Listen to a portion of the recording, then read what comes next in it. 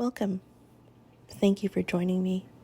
I am your host, Poofy, and you're listening to episode 5 of the Jugular, also known as PoofcastIRL. Technically, there have been 6 episodes. Because I am Asian, I start off with episode 0. On episode 5 of the Jugular, I invite Techno Junkie 7, who has become a regular and even close friend of mine on Twitter. I met him in a multiple-hour argument on a Benjamin Boyce thread. This conversation is a little bit more intellectual than what I have conducted in previous episodes, and it's totally not my fault. It is Techno's fault. I had a great time and a great discussion, and I hope you enjoy it as well. Now for the cold open.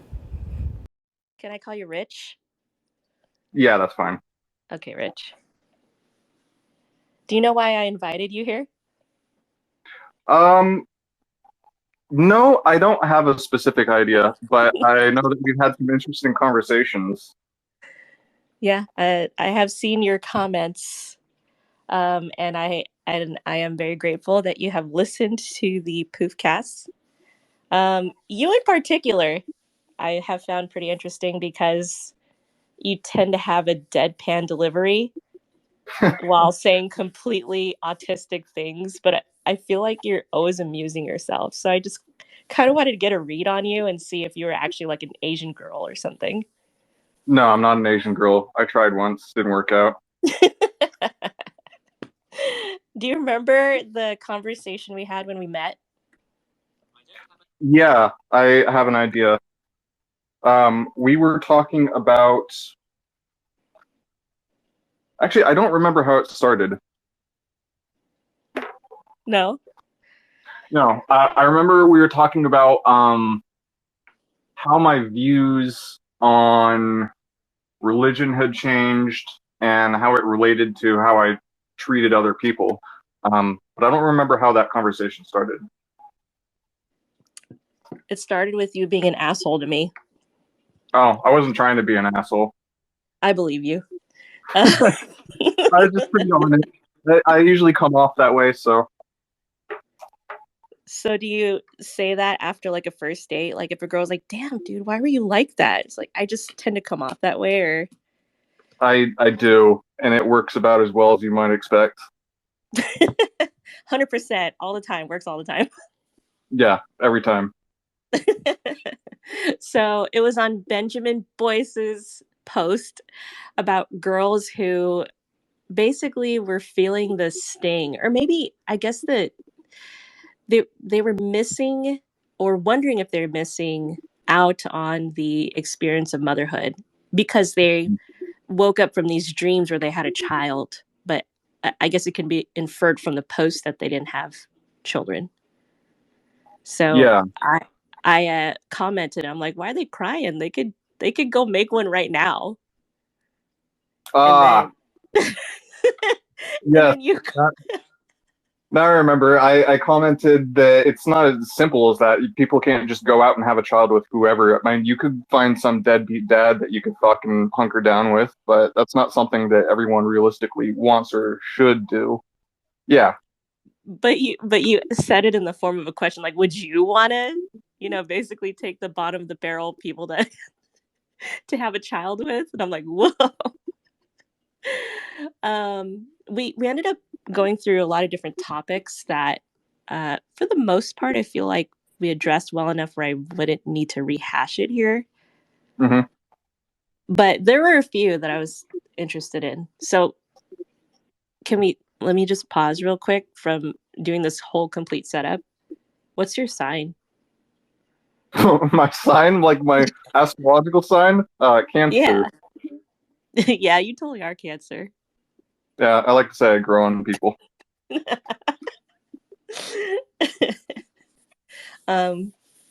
So anyway, while we were this talk, so what's your time zone? Because like when I was having this talk with you, it was like midnight or something, and it kept going, and I couldn't stop responding because I just wanted to see how long it would go on.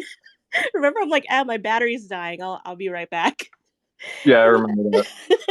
I'm at Pacific Standard Time. I actually just have insomnia, so I'm up at pretty much all hours of the day sometimes. Are you really like okay? Because you have said that you are autistic. So are you diagnosed as an autistic person?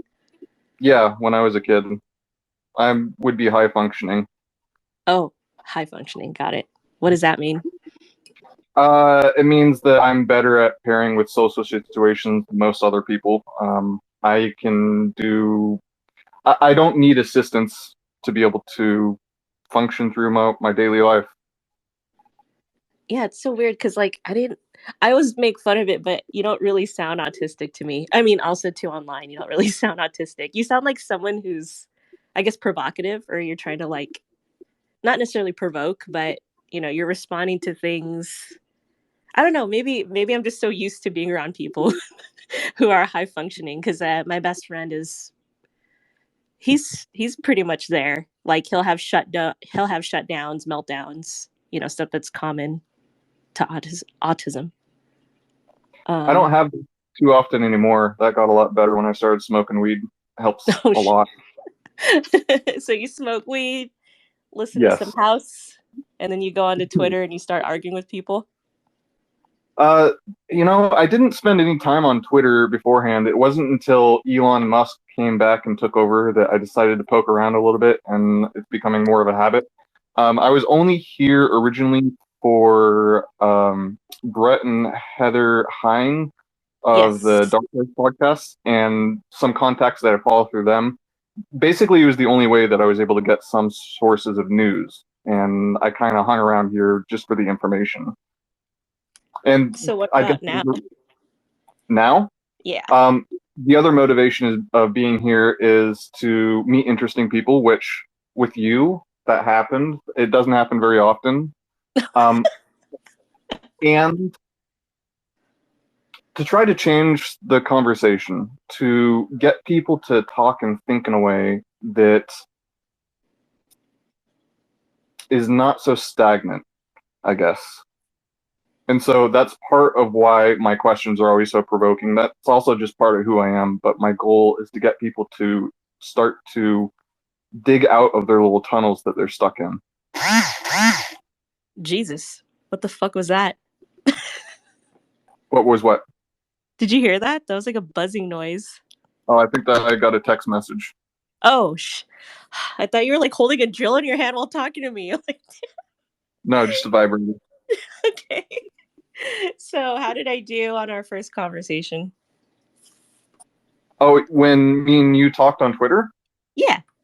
I wouldn't really put a scorecard to it. I mean, it was interesting enough that I kept going, and you seem like I think that most people throughout the world, at least in the first world countries, are not turned on. That everybody is on automatic. And one of the things that stood out to me about you is that you're not one of those people. You're not someone who just automatically responds to something with a phrase or an idea that you could say to anyone else and it wouldn't really matter. So, yeah, I guess I'll leave it there, but I would just say that you're interesting.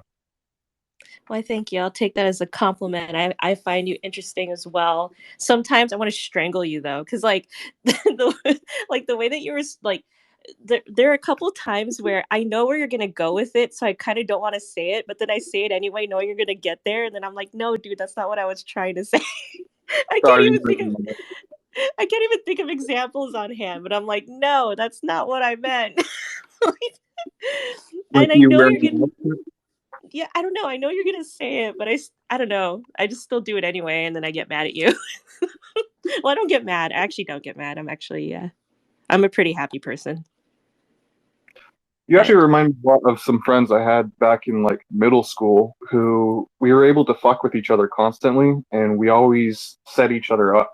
And I remember back on those times because that's something that doesn't really exist anymore. It's not just being an adult, but it's less and less socially acceptable to even say anything that isn't formulated. I see what you're saying. Hmm. Almost like everything is turning into a virtue signal in a way. Even stuff that's meant in jest has to be tonally, it has to be tonally acceptable, or else then it It makes people mad. I wouldn't say virtue signaling. Obviously, that's the big part of what's going on right now, but it's deeper than that. It's that everybody has to be something that seems relatable and predictable, and anything that is not within the realm of social predictability is then viewed with either disdain or mistrust. Yeah. Um, and that was one of the things because the person who invited me to Twitter in the first place was Andrew from Don't Walk Run. Ah, And yeah, because I was helping him with his scripts and just writing jokes for them. And he's like, "You should go onto Twitter." I'm like, "Why? Why would I go there?" Like, I don't know. I just think you'd kill it if you went there. And then the first thing I noticed, and this was like within a couple days of just because I did a little bit of lurking just to see what it was like. mhm. And I think what I noticed was that um, there's definitely a language because the first place that I looked was at comments on the Hill. You know, whenever Hill posts like an article or something, I was looking at Mhm. comments and I was looking at what the quote tweets are like and what people are saying. And it pretty much fell along party lines. And I was surprised that that was the case because this was 2019. I thought it was going to be a little bit more wacky, you know, but then again, we are dealing with the Well, that's Trump presidency. So, yeah, that's just the thing. It really got accelerated once Trump started running for office. Things took a turn for worse. But yeah. anything that's wacky and unusual like that, it's either criticized out of existence or it's that type of stuff is quickly shoved out of the conversation. Whenever anyone tries to have fun with something, there's someone else or 10 other people that are trying to take it and be nasty or serious about it. Yeah. I guess that's another thing what I value about I guess I could call it a friendship with you now, is that I don't get to have many spaces where I can just be free form and play around with words Yeah. and play around with ideas.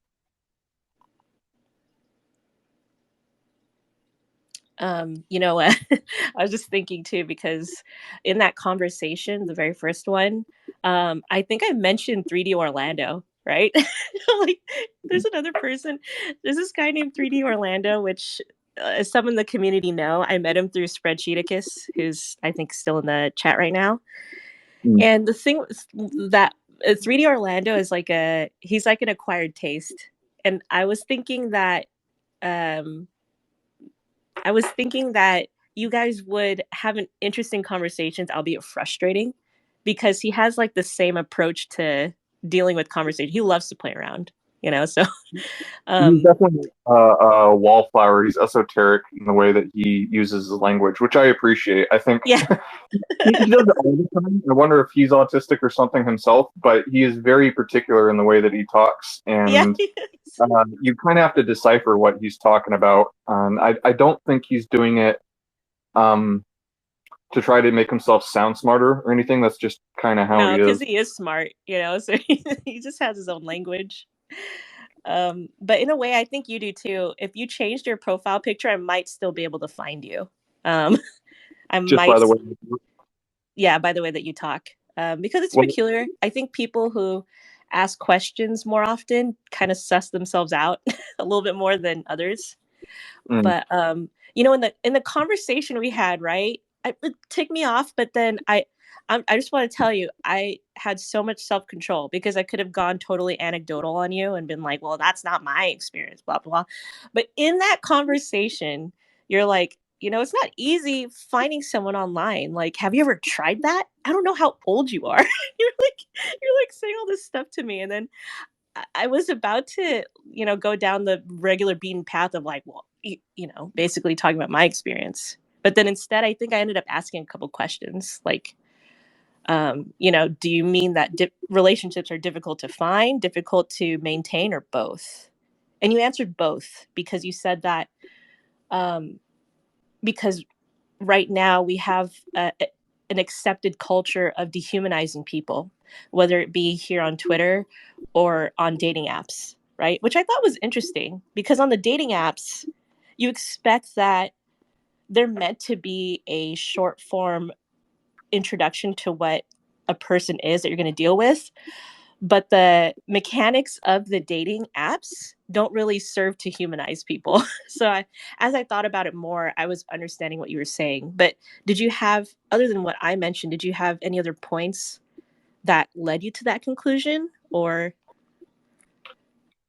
Yeah, I mean, this is a thing that existed even before the internet was around. Could go down a bit of a rabbit hole here. I think that for over 100 years, maybe forever, but at least in the last 100 years or so, we have habituated ourselves to minimizing the number of social variables we have to deal with. We put people into boxes, and if it's not something that fits inside that box that we don't recognize, we don't treat it the same. We like to talk about how amazing we are as people, no matter what culture you come from, but especially the American culture. We have this idea of American exceptionalism. And USA. I love yeah, that. USA, USA. Even if it's the people, here's the thing though, even if it's the people that are anti-USA, they still suffer from the same psychological trappings of American exceptionalism because they believe their ideas are the best. They believe they're the only ones that are right. They have the special knowledge. They're the ones that are hardworking. And if everything was just their way, they would be, rich and successful like the other people that they're trying to hate on. And Right. I think a lot of this stuff started, my theory is that it started with experimentation on animals and our mistreatment of livestock. Because it's not a big leap to go from viewing animals as being nothing besides a product, as being no more important than the functionality it serves for us. And that eventually leads to those same people viewing others as just products and functions. And the trickle downstream effect of that is eventually we build entire social structures around the idea that people are supposed to serve their particular function. And anything outside of that either should be viewed with mistrust again, or it needs to be actively stamped out. There is something that Nietzsche talked about in his book. I think it was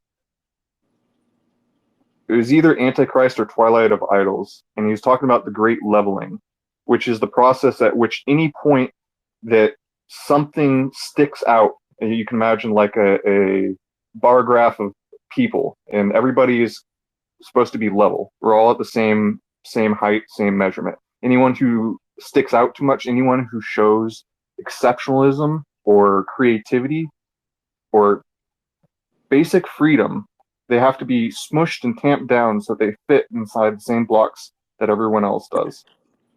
Oh yeah, I saw that you liked the Fountainhead quote that I had. It was, I think it was Tui talking about how you extinguish greatness. Mm.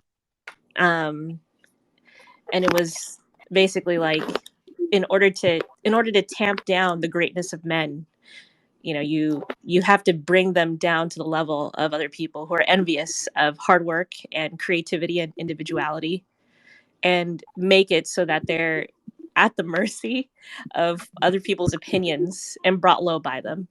I mean, Ayn Rand was that whole book is really good, but I What kind of book? see where you're going. I'm just trying to think of like examples where, for instance, cultures use animals in rituals.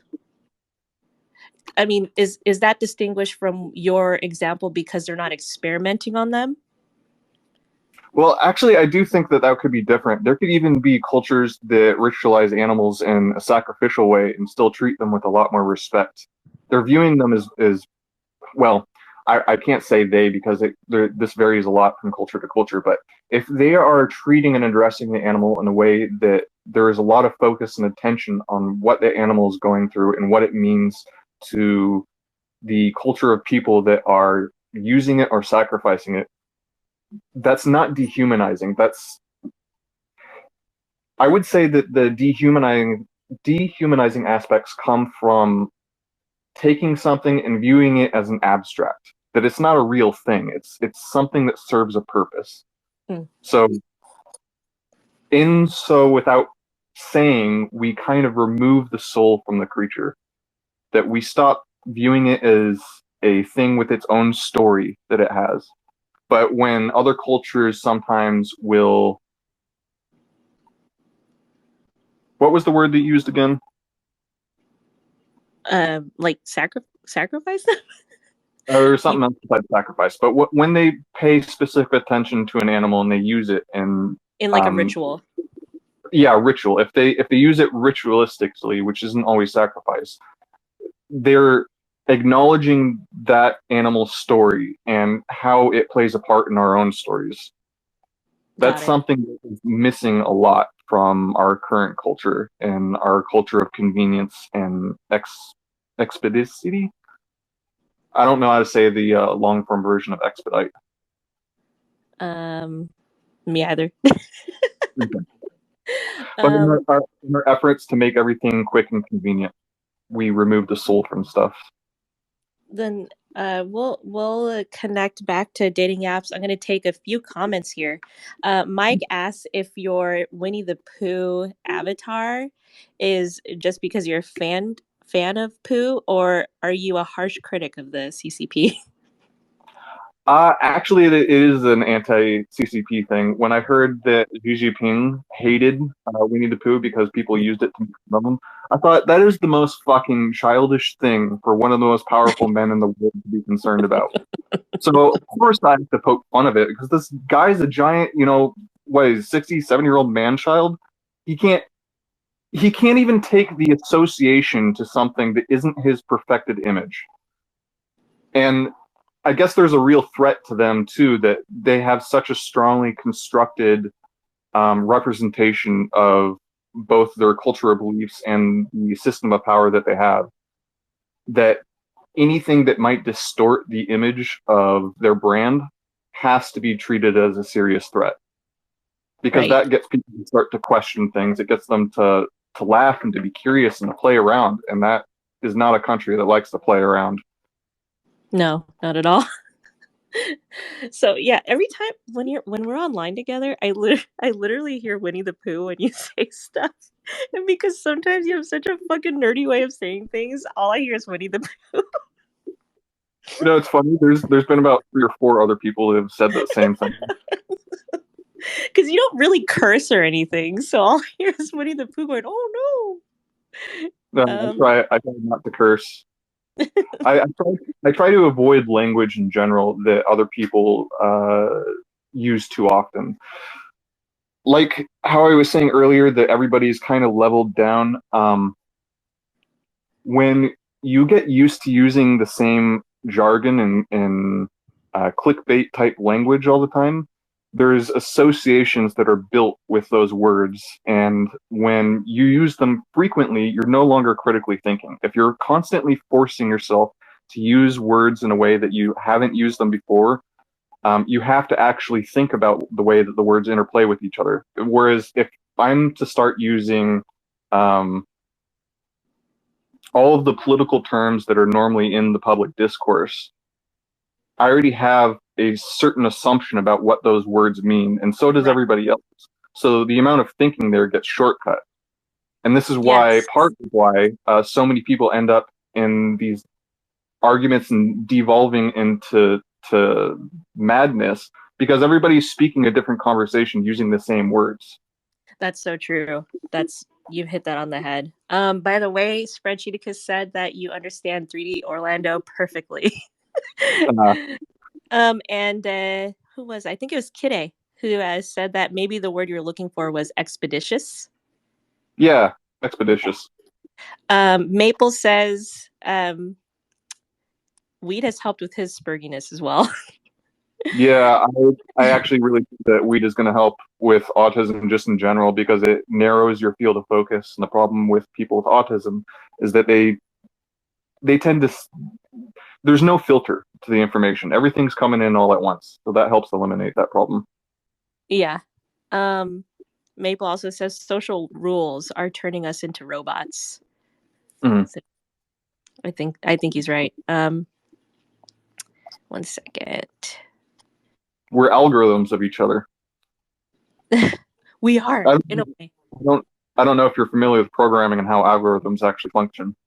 Nope. So Explain. basically, I'll give you the quick version. You have true statements, false statements, if then statements, and um,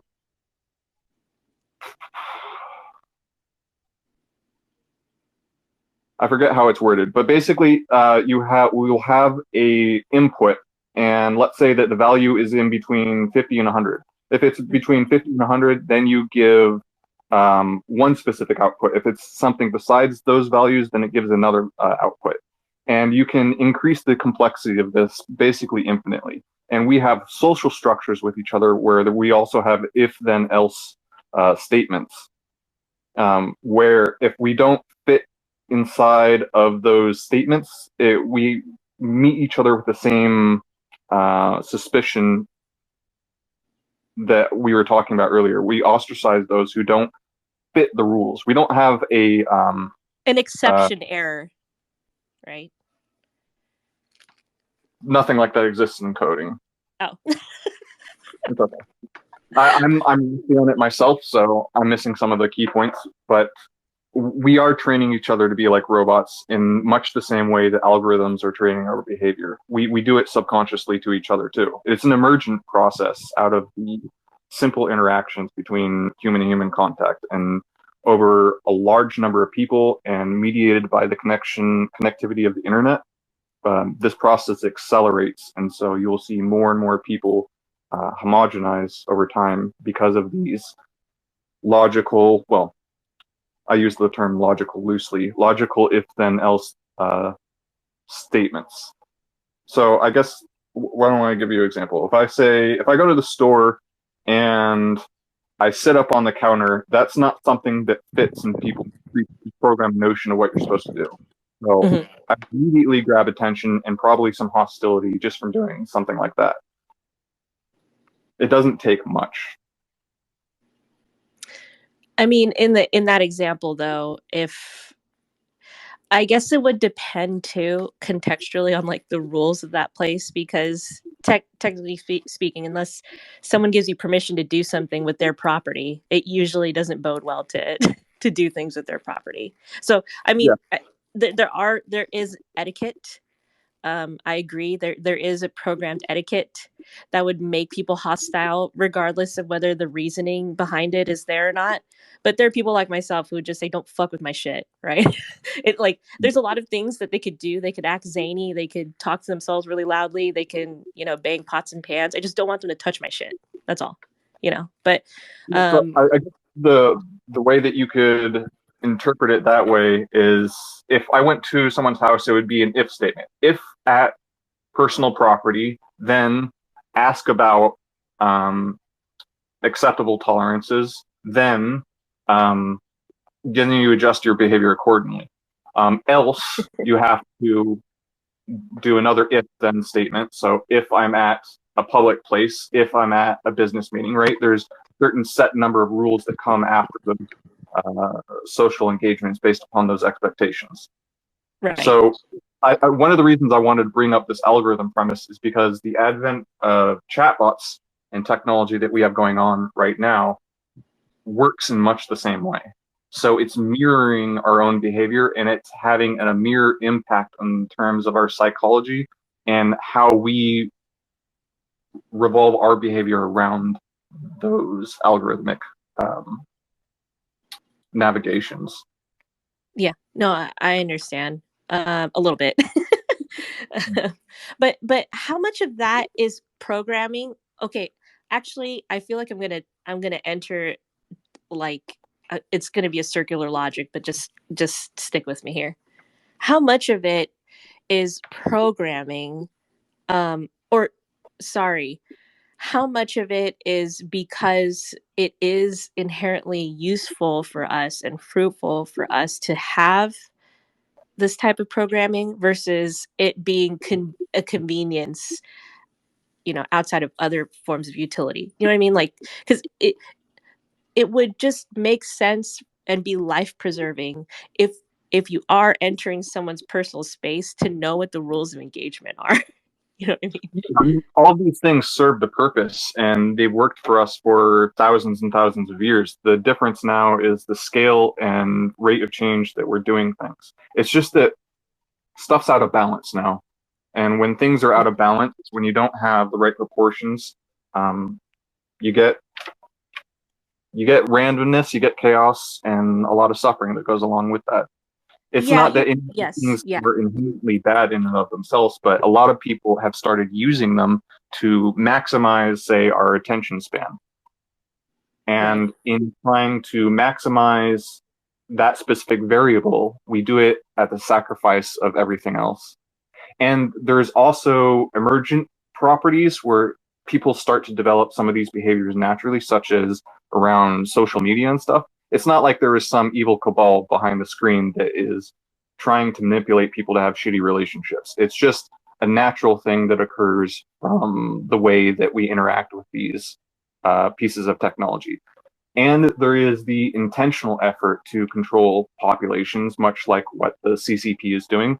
And surely our own government and the Russian government and any powerful society tends to want to um, have a tight control in the way its citizens operate. Ours is no different. Yeah. But it's almost impossible to know what's really going on behind the scenes, so you don't want to assume too much. That's I where agree. And you know what? To your point, I think you are right, because there's very little utility unless it is your business and you're trying to promote. There's very little utility to learning the rules of engagement on Twitter. The rules of And engagement on Twitter are interesting. They're kind of fucking all over the place. It's almost like the rules of engagement on Twitter is you're just expected to be an asshole. There's so many times where I've tried to be nice and like really as reasonable as I can with people, and that only seems to make them upset even more. Like it took me a long time to find a small group of people that I can have real conversations with. right. Everyone else, if you're not heated, um, you must be lying and trying to manipulate me. It's almost seen with distrust if you're straightforward with someone now, at least on Yeah. Twitter. Yes. I do have a little game that I play, and you've probably seen it any number of times, which is I taunt or provoke people, fight with them, and then try and be their friend later. I don't know why I do that, but I think it's fun. Yeah, I like to do it like a lot. I like to fight with people and then make them really mad, and then just see if I can find the human element. But I usually stay away from character attacks unless it's like a funny slur or something, you know. But overall, I'm not gonna insult their character, or except for the general, to say that they're retarded or something. But that is shorthand for I don't like you. um, Some- but Sometimes I want to see people's character in a way that I'm not serious about, like talking about your double chin. yeah, well, I mean, my double chin is, but You are actually quite pretty. Um, oh, I thank you. you're welcome. Yeah, But even that, I just kind of wanted to see what people would say. So I posted it. I posted both the flattering photo and the unflattering photo next to each other, because I wanted to see what the response would be. And there was a I guy, swear to God, it's like an optical illusion.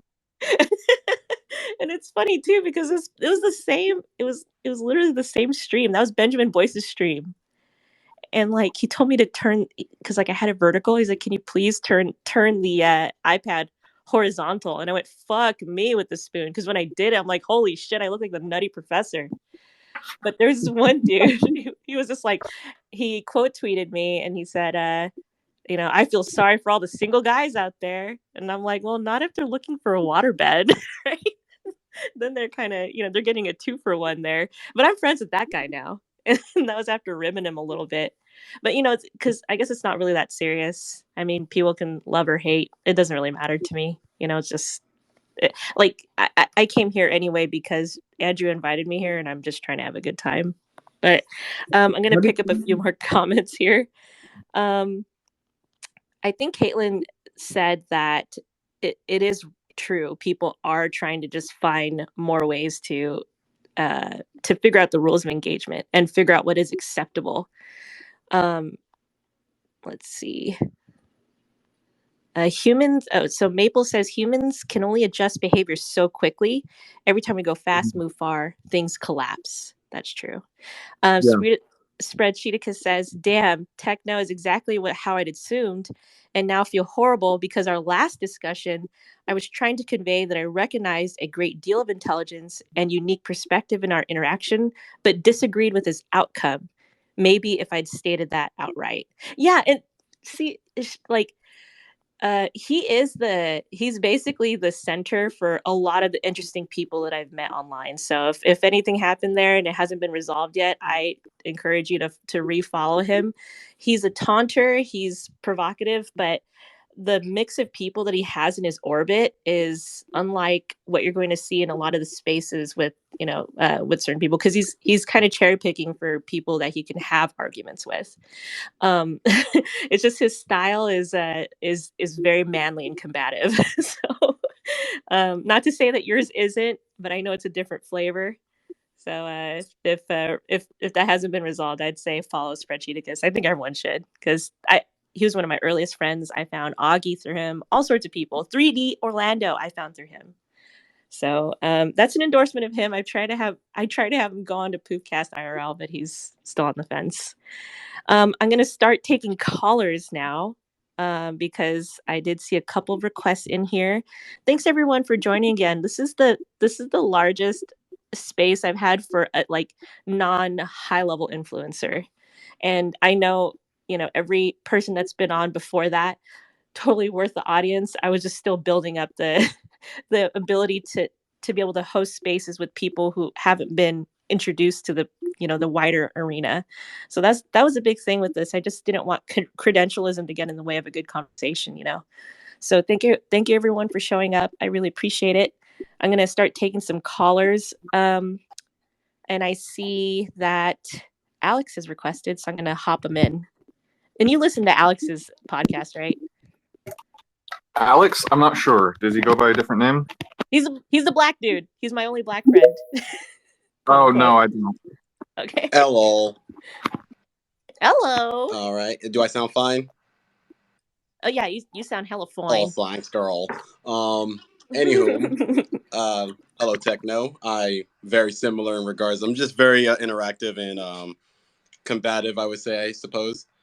But mainly, I only have one important question that I would like to have the answer to, and that right there is: how do you feel about normies?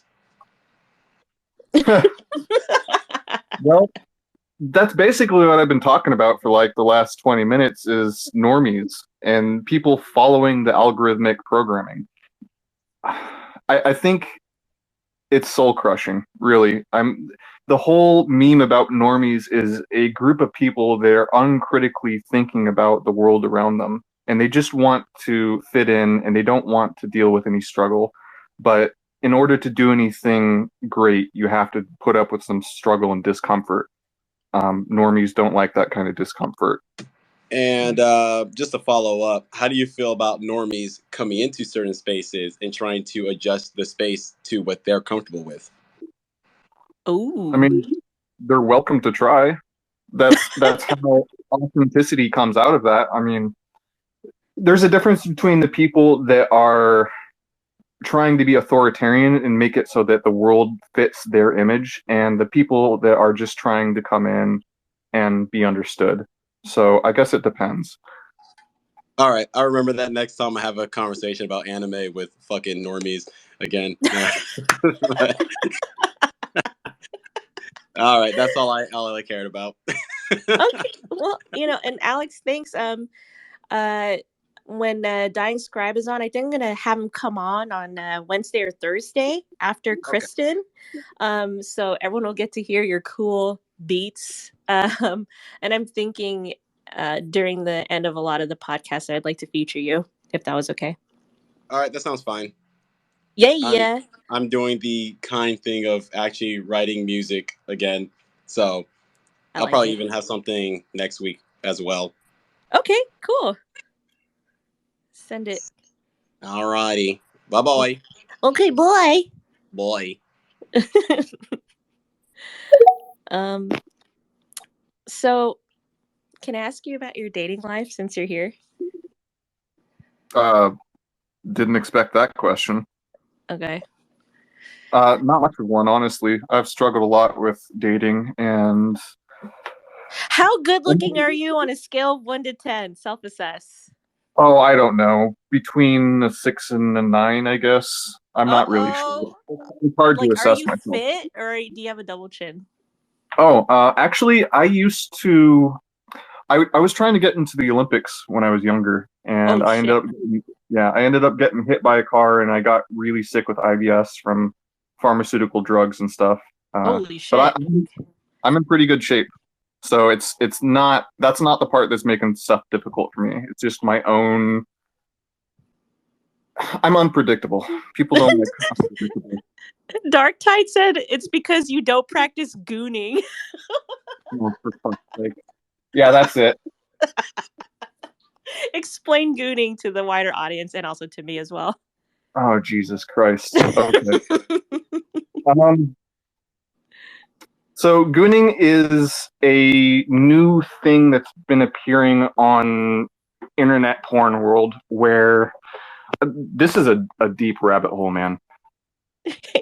It is basically volunteered brainwashing, where people role play as though they're really being controlled by some voice on the other line. They're being guided through. It's like guided meditation, but for porn, and it's usually self-deprecating.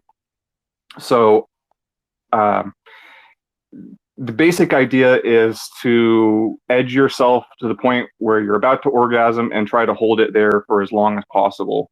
And there's a bunch of excitatory stimulus that helps you maintain that state, stuff that elevates your level of dopamine and serotonin. And they use this through the use of certain colors, violet, pink, blue, yellow. These things are stuff that your synapses respond to very strongly. And then they build associations with those things to the said self-deprecating behavior. And I think that it's it's pretty disturbing, honestly. It's a lot like kayfabe. I don't know if you're familiar with that term, but that is Yes. the phrase that is used in pro wrestling, where the wrestlers would act out a character, but they would always be on. They never stopped being in character. Matter of fact, even when they're off the stage and in public life, they still act. Randy Savage still acts like Randy Savage in public. And to not play your character part is the biggest taboo. So the gooning stuff is much in the same way, where everybody is playing a role and half the people think it's real and half the people, well, maybe not half, but there's a certain percentage of people that think it's real, a certain percentage of people who are playing along with the act, and then there's a certain percentage of people that are actually using the kayfabe itself to manipulate people. And I think that it is a very real attempt for, I suspect, honestly, this might sound a bit crazy and it would take a long time to get there, but I think the CCP is involved in pushing sexual and psychologically manipulative content into the They Western. are. They Yeah. are with So TikTok. Oh my it's being god. and actually a lot of the new trends and fads on TikTok end up becoming goon trends as well, or vice versa. Oh There's some shit. sort of interplay between the two there, but it's tricky because there's no central point that I can look at. Some of it is going to be emergent. This is just stuff that people want to create. It's the kayfabe thing, right? Some people think it's real. Some people don't know that it's intentionally manipulative. Right. And there's creators who make music videos of stuff, and then others who are intentionally well crafting something to have maximal kind of Pavlovian impact on your psychology. And I think it's a very real attempt to emasculate the Western population and to make them more vulnerable to psychological and economic attacks from across the Holy seas. sh- Because So we can do yeah, you sorry. think Libs of TikTok is an asset or like not good? Libs of TikTok. I think she's pretty great, honestly. I don't agree with everything that she talks about, and she's very. She is. She takes a hardline stance against the left, and maybe to. I can't remember the word. I'm sorry. She maybe it's too automatic, I guess.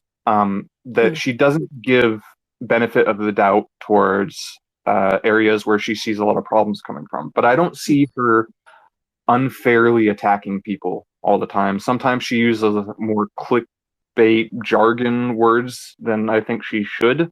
But for the most part, she's just displaying out there the insanity that's already there. And I don't think there's anything wrong with that. Matter of fact, I think she's doing a service that maybe a lot of this stuff would have gone under the radar for most people had Libs of TikTok not been around. I mean, it's interesting myself to see the type of psychological holes that people can get into because the level of insanity that you hear, it's self-generative. I mean, there's like what 200 different genders and identities now. And the people that are in those niche pockets try to make themselves even more niche and more fragmented. And we wouldn't see most of that stuff because none of us would want to go down that rabbit hole voluntarily. Absolutely not. Yeah, no, I agree. Kide said she absolutely agrees with you that the CCP is using ops to promote more degeneracy around here. And she asked if you meant reflexive in response to Libs of TikTok's reaction to things that are going on the left.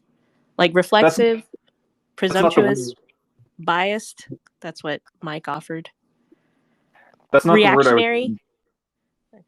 That's not the word I was going for, but it does work. Um, Okay. um so back to the dating. What is the issue? I'm autistic. That's the word version. Basically, I have a hard time not pointing out and flaws and poking at stuff. Um, I had a conversation with a friend recently, and he pointed out the fact that I'm often talking about existential problems, and naturally, this is a thing that people don't like to think about. They don't want to think about how bad things can get in the future and the way in which their lives are miserable or could be made better. And when I provoke those types of thoughts around people, it's not a turn on, I guess, is what he told me. And maybe I, it's the wrong group of people, to be honest. it could be, but it's been Yeah. a pattern. I tend to be off-putting not because I'm hard to get along with, but because the type of things that I like to talk about are very, very uncomfortable topics. And people are building those associations with uncomfortability in me. And that makes a lot of relationships a struggle. And What I don't fit into the algorithm. I'm not super predictable either. And that's uncomfortable in itself. I mean, would you bring yourself to the level of finding the same ideas to communicate, but using their language? I mean, that's kind of hard to do. Like I said, Well, I try to stay away from using the same verbiage as everyone else because that leads to a kind of deadening of thought. well, and And it depends. It depends on your level of a determination with using the language, right? Like, for what instance, like when I call someone a retard, I do expect that they'll think that I'm retarded. by using that term or by using any bad language. I expect that they'll think that I'm stupid, but that doesn't necessarily mean that I can't change their mind. It doesn't always work, but the people it does work with, you end up finding, pretty fun people, and I guess that when it comes to relationships and stuff, I have a hard time using a filter. If I have to use a filter around someone, I don't really want to be around them all that much. So I mean, that's my own issue. but don't you think that people use a filter around you to make you feel comfortable? Oh yeah, I'm absolutely certain of it, and I wish they would stop. But if they did, wouldn't it drive you kind of crazy? If they didn't use a filter, Uh-huh. it could, and then that would just be a person that I probably wouldn't be around too much, and that's okay. I don't have to get along with every single person. There's going to be some people who jive with me, and others who have to do a lot of work, and it's uncomfortable. So I'd rather people were just honest, authentic with themselves, and didn't try to spend so much effort in carefully wording how they say everything and presenting themselves in a specific way to be understood and liked. I think that should be minimally done. Kind of like government control. Government that governs best governs least. The social situations that are the most fulfilling are the ones with the least amount of filter in them. I agree. I'm gonna take. Oh dear God, Maple. Maple curses every stream. He didn't do it last time, but he didn't do it because there was one episode where he wasn't there. I'm gonna take Maple right now. I swear to God, Maple. Oh my God. All right, buddy, you're up. He's coming. All right, Leaf, you're up. Hey.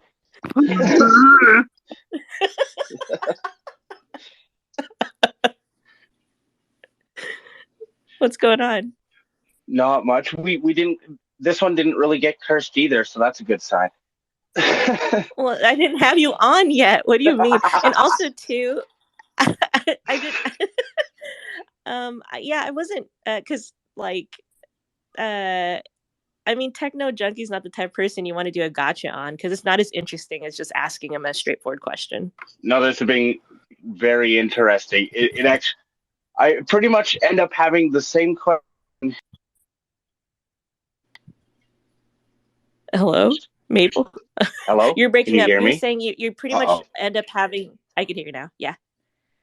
Oh. Okay. You're cutting out. Yeah, the CCP doesn't want you to talk, Maple. I have the same questions I did the first time me and Poof actually talked, which is with all these normies, these people that go to the algorithm, and this algorithm is lying to them at this point. What do we do about it? Because it's making them all march to this fucking drum down this god-awful street, and you can't even talk to them about it because they have this set of beliefs and algorithms that they're like, no, this is what's true. Yeah, I don't know. That's a difficult question. And I'm not sure which type of algorithm you're talking about, if it's the literal code algorithms or the type of pseudo algorithms that we ourselves are a part of. The social algorithms. Like these current social algorithms. Yeah. Especially like the social media stuff that we're kind of going through. It's kind of a mix, I guess, now between kind of computer algorithm and social algorithm because they're kind of using one to find the other. Yeah. Yeah. Which is what's so insidious about it. I wish I had a good answer for that. I mean, that's a question I've been trying to answer myself for many, many years now, and it's becoming more and more bleak. But basically, the only thing you can really do is be authentic, and not the way that the left is currently using that word, but be yourself. Try not to put too many filters on.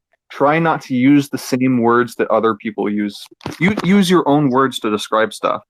And the Yeah, more that's actually literally how I got myself out of my depression about 7 years ago. Was just realizing it's like I got to get myself out of this thing where I'm always trying to please others by being something I'm not, and just accept that, you know what, I'm not a very social person. I I can socialize. I can be a fun person to be around, but I only have a certain amount of battery life, and I need to stop forcing myself because it's making me miserable, which is making everybody else not like being around me because I'm miserable all the time.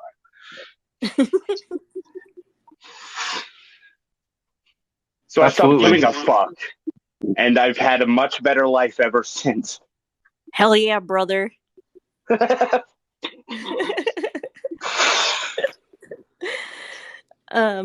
Hop says the quote, "You are the average of the 5 people you spend the most time with," comes to mind. We are algorithms of each other. So I think that's pretty interesting. I wonder how true is that though, like for online world, how true is that? I want to respond to that really quickly because I actually think that this idea of being authentic and being yourself is the way to break out of that algorithm. It's the only way to do it. Because if you're constantly reinforcing your social behavior and conduct around what other people's expectations are, you're naturally going to you're going to be tamped down and leveled. You're going to be part of the great leveling. So as long as you're tightly following those social structures, you're never going to be able to be free of it. We're going to be stuck in the matrix that way. Do you have any tips for being your authentic self? Because what if people don't understand what it means to use your own words, right? Like, oh no, if someone has a lifetime of doing that, it's going to be really difficult to even know what I'm talking about. I would. Yeah, because it's scary. It's scary. Other people, you talk to them about it, and they just give you this blank look of like, I couldn't. What? Like, going against what other people want for you is something that's kind of taught to everybody from a young age. Like, impress everybody around you. You want everybody around you to be happy. And that's not always the best way to live your life. I don't want people around me to be happy all the time. I want them to be great. I want them to be really good at whatever they want to do. Ideally. Yeah, my kid gets really mad about me that I have that idea. I don't care if you like me. I care that when you're 26, you're successful, and you come back and go, "I'm sorry I was such an asshole to you, Dad. Thanks for pushing me and making me do the things you knew I needed to do, even though I told you I hated you and wanted you to die."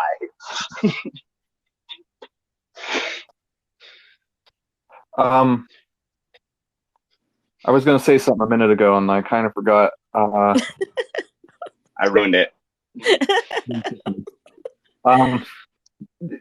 You need. Crap. Maybe it'll come back to me, but I lost it. Joseph asked, "What is my authentic self?" That's something for you to figure out on your own. Oh yeah, now I remember what it was I wanted to say. One of the most valuable things that I ever learned was in high school. I had a poetry unit in my English class, and I fucking hated the idea of poetry. But through the use of it, I learned that poetry was kind of like solving a math problem. I was trying to, figure out the variables and what kind of answers and outputs that could come out with at the end, and that there was a set number of ways to interpret art and poetry, not an infinite number of them. If you are trying to learn how to express yourself, creative writing is a really great way to do it. Figure out a unique way to get across your own points and articulate them to yourself before you do it to other people. And then as you start to develop your own ideas and your own feelings about stuff, then you can practice that in social conduct with other people. And, you continue to build up this and strengthen this connection. And before you know it, you'll learn how to be authentic. And this is going to be a lot more tricky for the people who already think that they're authentic, but they're really normies, for lack of a better word. No, I agree. Yeah, Actually, spending time or spending time away from the internet to do writing is a fantastic way to develop a sense of self, whatever it may be. It might not be the most practiced self, but it does help with trying to find your own words and learning how to compress your ideas into some format that makes you able to reflect on them without having to think about the drudgeries of your own daily life. Because at the end of the day, you are translating and problem solving when you do creative writing. So I do recommend that to people. I just don't really do that here in the Twitter space. But that's one of the things that I want to encourage. So I started writing a story, and I'm collaborating with 2B, who's doing the excellent audiobook reading and producing. And yeah, the people I've sent it to are really impressed with it. He makes my writing sound a lot better than it actually is. I've been working on the same novel for a decade, so you know. Well, maybe we could work on it together. I think I used to do copy editing and script doctoring before I went into contract review. So I love creative writing and I love helping people with it and editing. So if anyone I is have like the listening, whole story. I have the whole story planned. It's just actually writing the damn thing that's my problem. yeah, no, I've helped with that as well. And maybe we can link up, or we could save that for the Sunday podcast next week. Yeah, maybe. But yep, we're winding down, so I'm gonna boot you, Maple, so that way I Okay, can. bye. Okay, bye. All right. So, how did you find this convo, Techno? Rich? I wish it was a little more structured with the people jumping in, but I enjoyed it. I just wish it was longer. Yeah, I had that's the thing. That's the tricky part with these, is that I do know I'm trying to maintain my own sense of attention span, which is actually pretty high, but not coupled with my anxiety. I get anxious, but I actually had fun as well. Was there anything you wanted to plug? I do know that you were working on a podcast with your friend. If there's that or a different website that you want to tell people about. I have some stuff that's in the works. First, before we move on to that, I wanted to also say that it'd be really important for everyone to unplug for 30 minutes to an hour a day. And that means that you have to sit alone with your own thoughts and nothing else. And that is something that is really uncomfortable to a lot of people. But you won't find yourself unless you are still and have to work with yourself. As far as plugs, I'm working on a philosophy book about the nature of lying, and hopefully I will have that out by next year if I can motivate myself to keep working on it. And I am doing a podcast. I was hoping that we would have started already, but we have not. I think we decided on the name Spiral Out. I don't know if it's going to stay that way, but when it does start, I'll let you know, and you can tell your followers if they want to listen in. Yeah, and then I could feature a clip if you'd like at the end of one of mine. Sure. All right. Well, thank you so much, Rich, for joining me. I think that was a pretty fruitful discussion. A lot for me to think about, just in terms of like language that I want to explore using on the internet.com. And I hope everyone has a fantastic night. Kristen, who's actually in this chat right now, is going to be the next person that I'll speak to. If my anxiety doesn't get the better of me, I will be reaching out to her tomorrow prior to 5:30 p.m. Pacific Standard Time to have a conversation. If not, it'll be Tuesday. And then after that, I have Poe, Dying Scribe, and then Maple, who I'm going to have on Sunday, and possibly Chris on Wednesday. So it's going to be a jam-packed week. I just wanted to make sure that I was getting in as many people as I could before I had my Taco Bell wedding, which is happening Cinco de Mayo. So I'm going to be gone the first week of May. So I hope everyone had a fantastic time and that you have a great Easter. If you're not religious, I hope you had a wonderful Sunday. And thanks for being here. Wait, are you getting married at Taco Bell? Yep. All right, bye. Thank you so much for joining me and Techno on the 5th episode of The Jugular. Techno really likes house music. I, too, love house music and all electronica.